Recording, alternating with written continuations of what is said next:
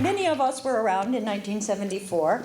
Those who were not, you should know it was a very important report that came out for the global women's movement as well as for the women's movement in India.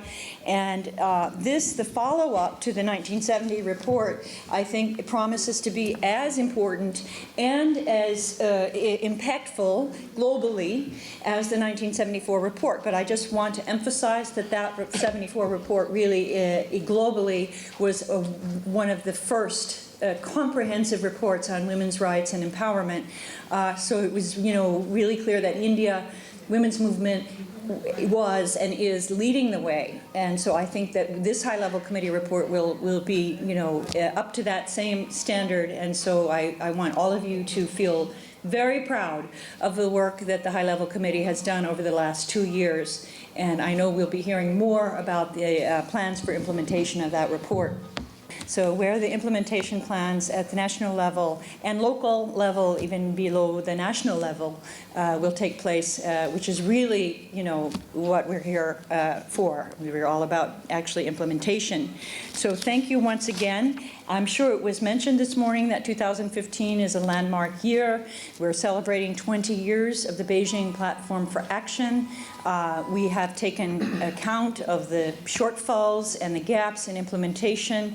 We have put forward a platform statement that we're asking all of the member states to reconfirm and renew their commitments to Beijing, not to leave anything out, to add to it. We didn't get too far in terms of adding to Beijing, but if we can at least maintain Beijing and commitments to implementation, we'll be in pretty good shape, and we are expecting renewed commitments with financial resources for implementing Beijing in September. So we also have in September, the General Assembly will be adopting the framework of the Sustainable Development Goals, and as I'm sure you're all aware, this is a very important framework. It'll be equivalent in its importance to the MDGs, but it's much more important because it's much more comprehensive, and it also comes out of a member state-driven process, a consultative process that took years of consultations at the grassroots level all the way up to the highest levels of government. And there's a very important standalone gender goal, which India has supported and will continue to be supporting in the debates around the adoption of the SDG agenda. We also, we feel pretty confident and comfortable with mainstreaming across all of the goals, but we did achieve that standalone goal, which for us was essential. We also had recently concluded the Financing for Development Conference. This was in advance of the Sustainable Development Goal, was to ensure gender equality and women's and girls' empowerment, reaffirming that this goal and the full realization of human rights are essential to achieving sustained, inclusive, and equitable economic growth and sustainable development. However, there are some critiques of the Addis outcome, which were that it lacked an integrated, consistent, and explicit focus on women's rights. And a couple of the comments that were raised and concerns by the Women's Working Group on Financing for Development were that the language on women's human rights is undermined by the framework that leans towards the instrumentalization and commodification of women. And I'm sure you're familiar with this. I suspect it may have been addressed earlier today, the emphasis on, the business case for supporting women, which we, cannot deny that there are many very rational economic arguments for women's inclusion, but it certainly cannot be to the exclusion of recognizing the human rights justification, social justice model. Women's rights should be promoted and protected and advanced. There was also a strong reliance on private sector contributions, what they're calling public-private partnerships, in the outcome document of the Financing for Development, which a model in which the role of the state is not perhaps as prominent as we would like it to be, and we have some concerns about these public-private partnerships as being sort of the solution for development. And there was insufficient attention to accountability mechanisms to uphold the human rights standards, including labor, environmental, and social safeguards. Let's go to the 59th Commission, the CSW, that took place this year in March. And of course, that was in the lead up to the SDGs and the Beijing reaffirmation. The member states pledged to take concrete action to accelerate implementation of Beijing Platform for Action and significantly increase investment to close the resource gaps And so starting next year, the 60th session of the CSW, which every year is in March around the time of International Women's Day, UN Women will be working with civil society organizations to start tracking the progress on the implementation of the SDGs, as well as ADIS, the action agenda that came out on financing for development. And at the 60th session of the 2016 CSW, the priority theme will be women's empowerment and the link to sustainable development. We will be, as UN Women, hosting a number of civil society events in the run-up to CSW, both here in India as well as globally. So you'll be hearing more from us about that as we prepare for the conference, which will be really about implementation of the post-2015 agenda.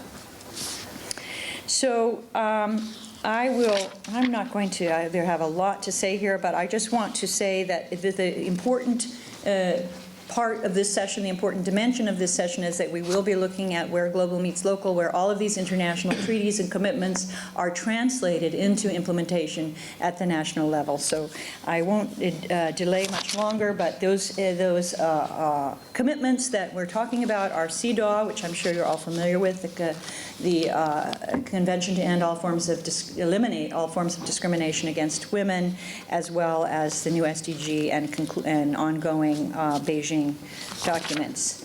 I am going to focus, one focus, which is we want to talk about transformative change. This is what we were hoping for in the Beijing renewal of commitment to Beijing. This is what we're hoping for in the SDG commitment. When we talk about transformative change, we're not talking about adding gender and stirring. We're talking about changing power relations. So this is where national implementation needs to take account of not just trying to include gender, but actually transforming the structures of power in the country. Therefore, it's critical that national budgets and official development assistance, the ODA, significantly increase allocations to gender equality and transformative changes, which really has to address structural inequalities. So let's start the panel on where the global meets local. I will start with Pooja Badrinath, who has worked in the women's rights and sexual rights sector in India for 6 years, and specifically on violence against women and gender discrimination, focusing on the implementation of laws relating to women and on law reform. She's currently the program coordinator for advocacy and research at CREA, which you will tell us what that stands for. Thank you. And she coordinates CREA's national level advocacy on violence against women, Section 377 of the Indian Penal Code, and issues of sexual rights in India. Pooja also leads on CREA's advocacy at the United Nations Human Rights Council on sexual rights and gender discrimination. She's a lawyer by training and has been involved in conducting multidisciplinary analyses and research on the impact of national and international laws and policies on women's sexual health and rights on the lives of women and young girls. Pooja holds a master's degree in law on human rights. Over to you. CREA is an organization which is based in Delhi. We are a feminist human rights organization based in Delhi. And kind of our focus has been on sexuality, gender, and rights, specifically focusing on sexual rights of marginalized groups in brief. And the brief that was given to me as in the agenda is the need for an open, transparent, participatory, and human rights-based approach. And I'm going to be talking about that based on some of CREA's experience, specifically at the United Nations Human Rights Council, and how that can impact on some of the local work and the other processes that we're discussing today, mainly post-2015 agenda.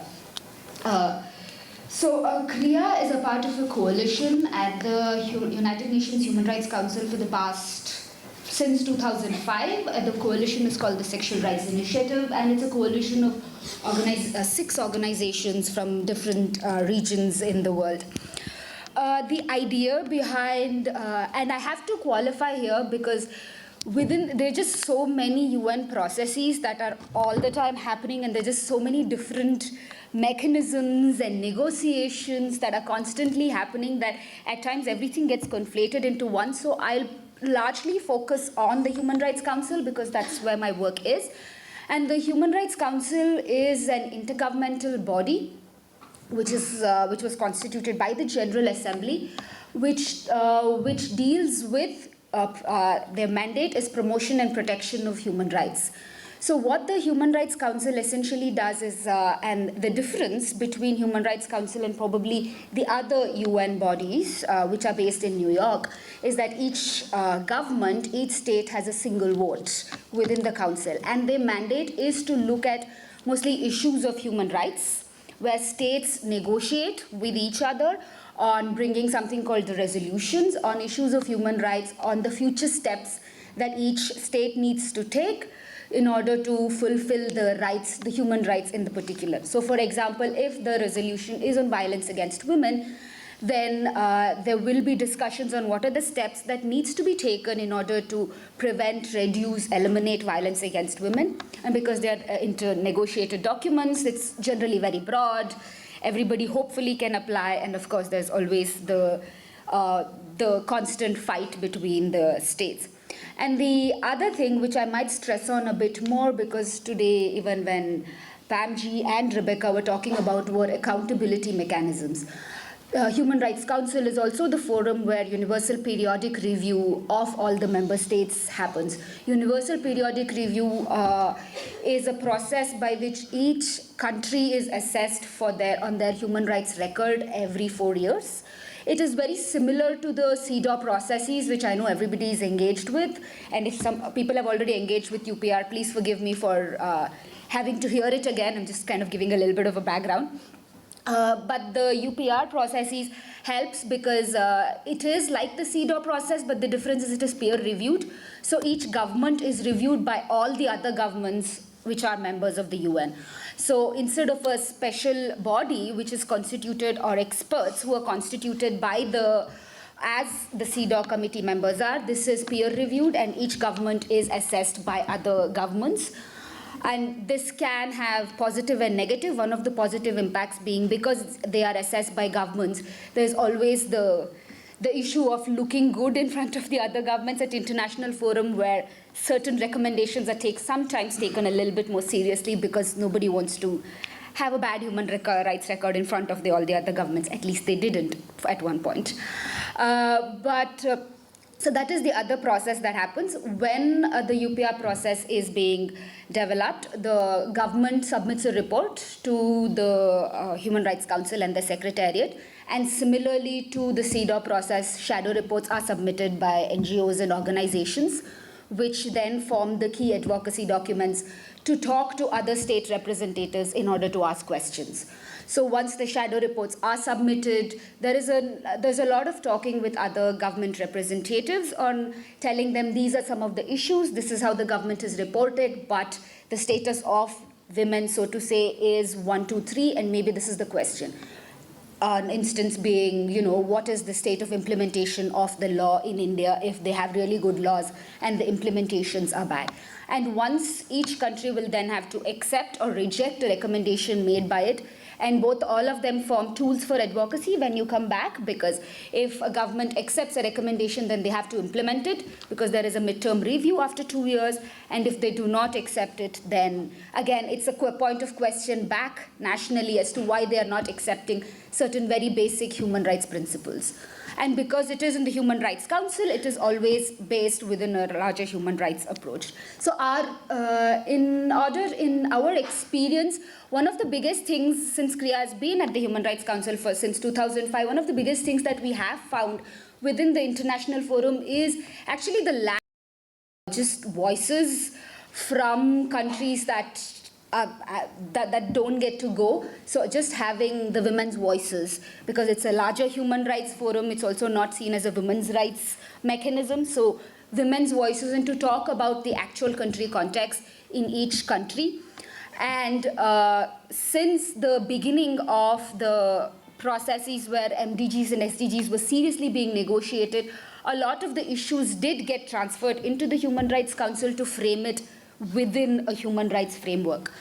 Human Rights Council is based in Geneva, so there is a constant tussle of war between what happens in Geneva and what happens in New York. And there's this, as I said, UN processes are very, very complex and always happening, so there's always constant tussle. But the idea is that the Human Rights Council provides a human rights framework through their reports, through their mechanisms and different experts, which then form at times the basis of what gets discussed during and how it's framed during the SDGs process. Some excellent reports because of the Human Rights Council. I know there is within the document, there is a talk of a resolution on right to education, which spoke about on how human rights processes were framed. Another example being, for the past couple of years, there has been a lot of discussion on accountability of transnational corporations and how to frame it within a human rights framework. And personally, I think it's very important because, as Rebecca, you were also saying, that there is such a whole focus of public-private partnership when there is no accountability for certain private actors, that this makes this frames them in a larger framework which ensures that there are obligations. Going back to CREA's work, our work has been on sexual rights, mostly sexual and reproductive health and rights, sexual orientation and gender identity. And so what our work has been is to work with national partners on UPR processes. And secondly, it is also to input sexual rights and gender language in the resolutions, which then form the basis for the reports of the Secretariat. One example being the excellent report, the excellent technical guidance on maternal mortality and morbidity, which was given by the Office of the High Commissioner of Human Rights.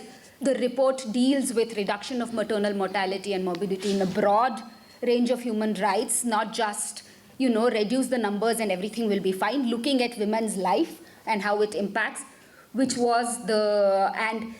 it is a guideline for all governments to implement policies and programs based on that, and that did come about because of the work of many organizations at the Council on framing maternal mortality as not just reduction of numbers, but looking at various range, including unsafe abortion, including sexual and reproductive health, access to sexual and reproductive services. There's so many different processes, and all these processes impact on something as very significant as post-2015 agenda, but I think a bigger problem is that each person doesn't know the person who's working in one process doesn't know what's happening in the other process, and somebody else doesn't know what happens in the other process. So there's this siloed work around all these different processes, and there isn't a kind of integrated approach from what I understand. And I think a meeting like this would really help in bringing that together to understand what's happening in there. And another very big impact is also on what are the priority areas globally, which also defines how and where, very importantly, money goes into in the next couple of years. And I think that's where civil society voices play a big role, because they can then define what are the priority areas, or at least input on what are the priority areas, rather than leaving it just something that isn't very important. And I'll end at that. Thank you.